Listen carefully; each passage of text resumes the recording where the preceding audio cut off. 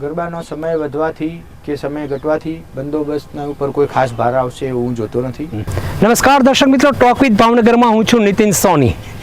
માં આદ્યશક્તિના નવલા નોરતાને આડે હવે ગણતરીના દિવસો બાકી રહ્યા છે ત્યારે ભાવનગર શહેર અને જિલ્લામાં તડામાર તૈયારીઓ ચાલી રહી છે.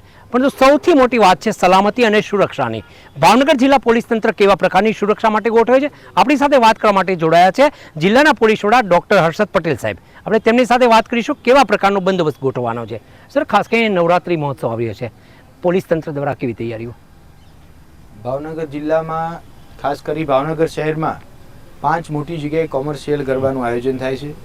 એની સિવાય 350 થી 400ની સંખ્યામાં અલગ અલગ સોસાયટી વિસ્તારમાં શેરી ગરબાનું આયોજન હાથ ધરવામાં આવેલું છે. સમગ્ર નવરાત્રિના 9 દિવસ અને 10મો દશેરાના દિવસે ઘણી બધી જગ્યાએ રાવણ દહનનું આયોજન કરવામાં આવતું હોય છે. ખાસ કરી નવરાત્રિની જો ચર્ચા કરીએ તો જેટલા પણ મોટા ગરબાઓ થવાના છે એ તમામ જગ્યાએ પોલીસનો યુનિફોર્મ અને સિવિલ ડ્રેસમાં બંદોબસ્તનું આયોજન કરેલ છે.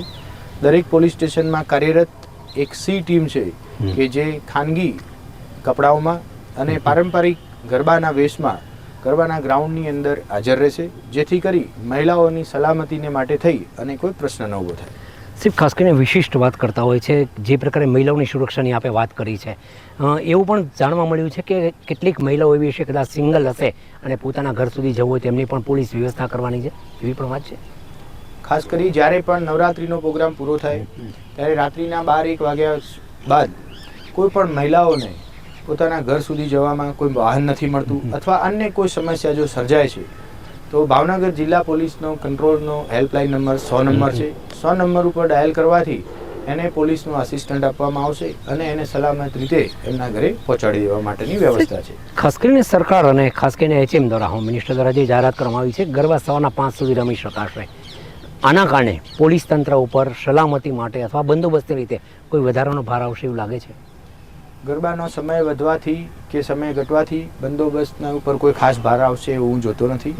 બંદોબસ્ત એની રીતે સમય મર્યાદામાં શરૂ થાય અને જ્યારે ગરબાનો સમય પૂર્ણ થાય અને નાગરિકો પોતાના ઘર સુધી ન પહોંચી જાય, બજાર સંપૂર્ણ રીતે બંધ ન થઈ જાય ત્યાં સુધી પોલીસનો બંદોબસ્ત ચાલુ રહેશે. સાહેબ, ખાસ કરીને આખા શહેરની વાત કરીએ, જે પ્રકારે કાર્યક્રમો યોજવાનો છે, મોટાભાગનો શહેર છે એ CCTV કેમેરાથી પણ સજ્જ છે પોલીસના, તો એના ઉપર પણ એક ધ્યાન રાખવામાં આવશે, સતત વોચ નહીં? ભાવનગર પોલીસ કંટ્રોલ રૂમ ખાતે એક નેત્રમ કંટ્રોલ રૂમની વ્યવસ્થા છે, જે નેત્રમ કંટ્રોલ રૂમ ખાતે 3 શિફ્ટમાં પોલીસના અધિકારી અને કર્મચારી ખાસ કરીને નવરાત્રી દરમિયાન વોચ રાખનાર છે, જેથી કરી રોડ ઉપર કોઈ પણ પ્રકારની સંદિગ્ધ મૂવમેન્ટ દેખાય તો તરત જ પોલીસના ધ્યાને આવે. વધુમાં જેટલા કોમર્શિયલ ગરબા થવાના છે એ તમામ જગ્યાએ ખાનગી આયોજકો મારફતે CCTV કેમેરાનું આયોજન રાખેલ છે, જેથી કોઈ પણ ઘટના સર્જાય તો પોલીસને એનું બેકઅપ પણ મળી શકવાનું છે. સાહેબ, ખાસ કરીને નગરજનો પાસે એક તંત્ર તરીકે આપની પણ અપેક્ષાઓ હોય છે, કેવા પ્રકારની અપેક્ષા હોઈ શકે લોકો માટે? ગરબા રમવા માટે અને ગરબા જોવા માટે જે લોકો નવરાત્રિમાં ઘરથી દૂર જતા હોય છે એવા લોકોને ખાસ એક પોલીસ ડિપાર્ટમેન્ટ તરફથી અનુરોધ એ કરવાનો છે કે આપણે જ્યાં પણ પાર્કિંગ કરવાનું થાય ત્યાં શિસ્તબદ્ધ રીતે પાર્કિંગ કરીએ.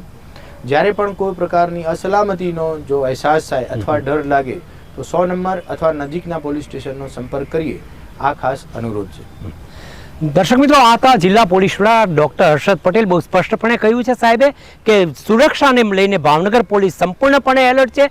ખેલૈયાઓ છે એ નિશ્ચિત બની તેમની સાથે સુરક્ષા છે એ માનીને ગરબાઓ લઈ શકશે. ફરી મળીશું એક નવા વિષય સાથે, ત્યાં સુધી રજા આપશો.